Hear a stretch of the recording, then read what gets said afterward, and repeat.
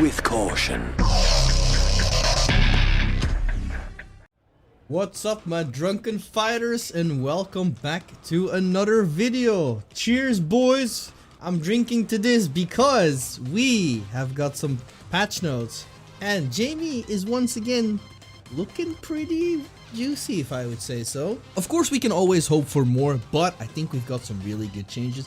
Let me just run them through with you guys and explain them a little bit and show some practical uses as well. So let's get the cat out of the bag. First of all, they gave us an opportunity to restore our drink gauges, our drive gauge. In particular, drive gauge increases even when under drink level 4. The amount of drive replenished depends on the technique. Without further ado, let's get into it. So regular drink restores 0.25 drive gauge, so a quarter of a drive bar. Sweep does the same thing. 0.25, as you saw like a sliver there. The overhead technique, on the other hand, restores half of a bar, which is interesting. Drink level Rekka restores half a bar as well. So that's really interesting. So especially the difference between regular drink and Rekka is very interesting, because if you want to go for, let's say you get a crouching medium kick confirm and you want to go for a drink. Normally, if you want like optimal damage and a drink, you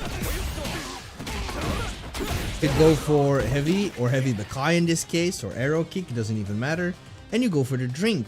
However, the interesting part is here, now we actually get another option, because Oki is out of the picture regardless, but now we get the option to go for damage or to increase our drive gauge, because you can also opt to go for the Rekka variant instead and get more drive gauge, because if you go for the arrow kick, for example, you're only getting like 25 drive gauge back.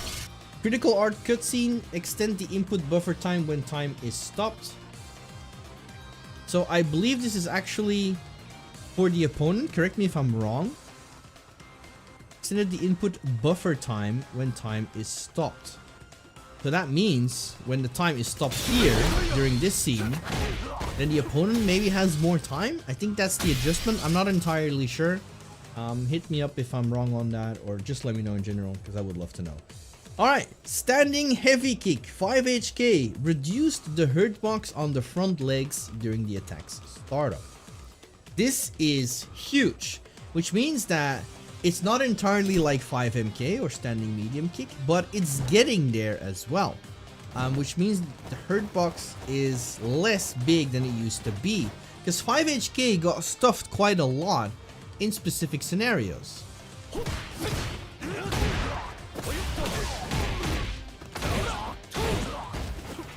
Alright, there we go. So spacing right now with 5 HK is easier to do as well in specific situations, making it much more viable than it used to be.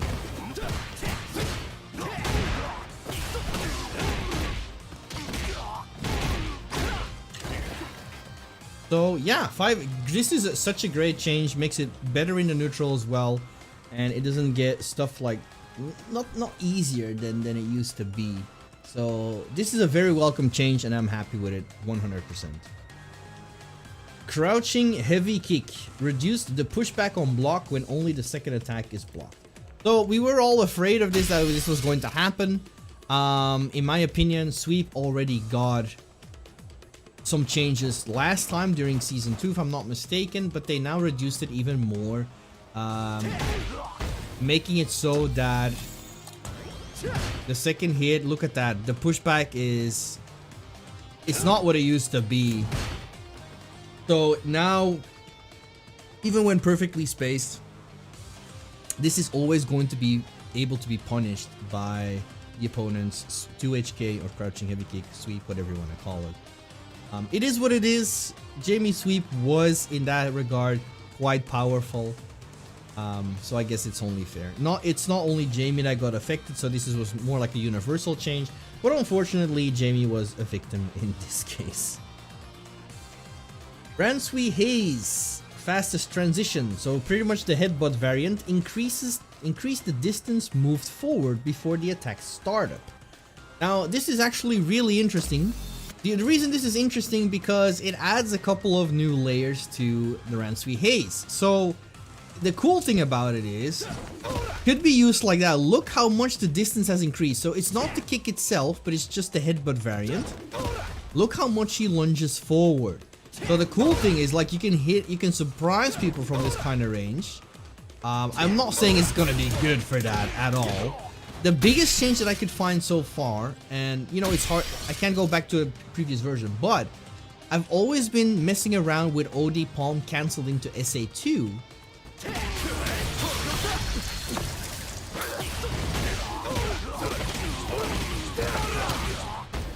Something like that, for example. So that's pretty cool. I'm pretty sure the headbutt whiffed in the previous version.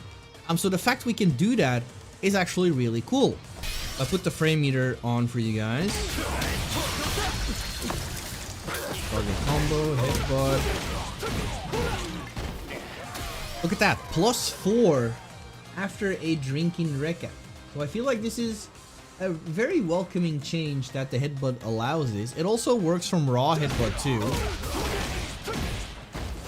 But in this case, it's gonna leave you like +2 if I'm not mistaken. Yeah, +3. So, yeah, you can still go for strike throw option here, 100%.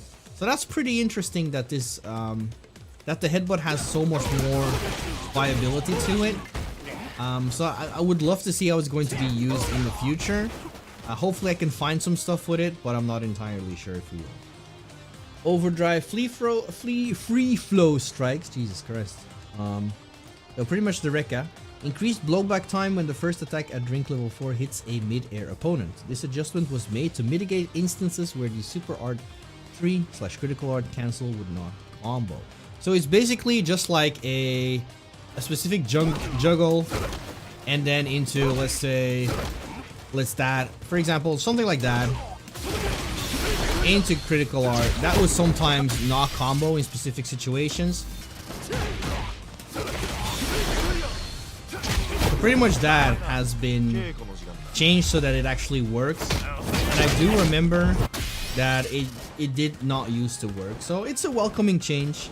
Medium Beai expanded the hitbox on the fourth attack that only appears during a combo upwards. This adjustment was made to mitigate instances where the attack would miss during a mid-air hit. So basically the same scenario has been made for medium kick Beai, that sometimes during an air combo the last attack would not connect. So yeah, it's a welcoming change once again. It just prevents it from not comboing and just giving like a bummer moment during your matches. It's always a welcome change. Okay, Super Art / Critical Art Getsuga Saiho expanded the hitbox on the first attack that only appears during a combo upwards. So once again, and that happened quite often as well, right, is that from some specific angles, the level 3 just would not connect. I've had it with palm juggles, with the simplest one probably is going to be, once again, from like a simple jumping HK. So now you can see that it's going to connect easier. And before, it did used to be the fact that yeah, it would just whiff for some weird reason. It also, funnily enough, makes it a little bit better as an anti-air as well, so it's easier to catch jumps too.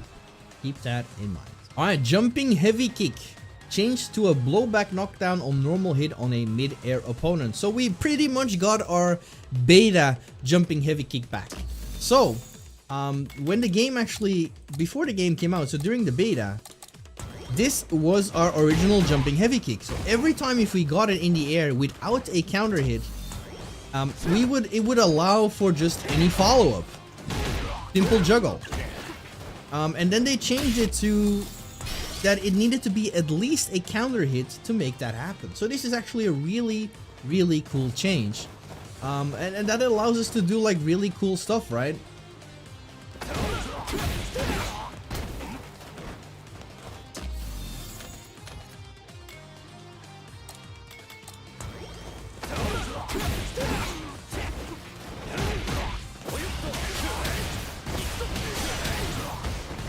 Something like that. You know, we can now just juggle whenever they try to go for a jump back, or you catch them air to air and they haven't.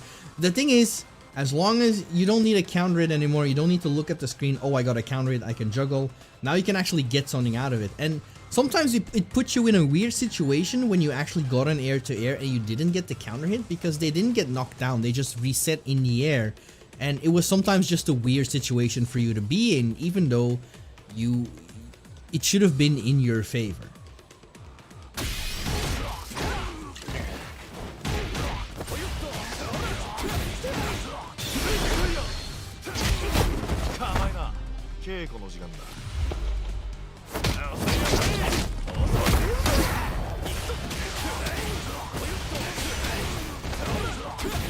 That's probably one of my favorites. It's hard to pull off. Definitely not worth it, but it's just funny that it works. So the most optimal I could find, and it's pretty straightforward, but it's actually nice that it works. All right, and those were all the changes for Jamie. Overall, like I said, my personal experience, it's great to be a Jamie player. We're only getting better at this, and I feel like the game, Capcom actually tackled Jamie's game plan way better in this patch. Is that they said it themselves, is they're gonna allow like to exploit the power of Jamie more in terms of his drink levels. Like you can now choose to go for damage. Once again, they give us the option to choose, go for damage or go for drinks and maintain our drive gauge level even more. And that is going to be very important, and that's going to allow us to play around with more drive gauge, take some more risks, you know, spend some more as well, and at the same time level up. So I'm looking forward to this because I think overall this is going to change up the game plan for a lot of Jamie players out there. So yeah, thanks for tuning in. Hope you learned something today. There's gonna be some Jamie tech videos coming up very soon with these new changes, and also some cool tech that I found throughout my streams and anything like that. Don't forget, as usual, to stay cautious, and I will see you all in the next one. Take care.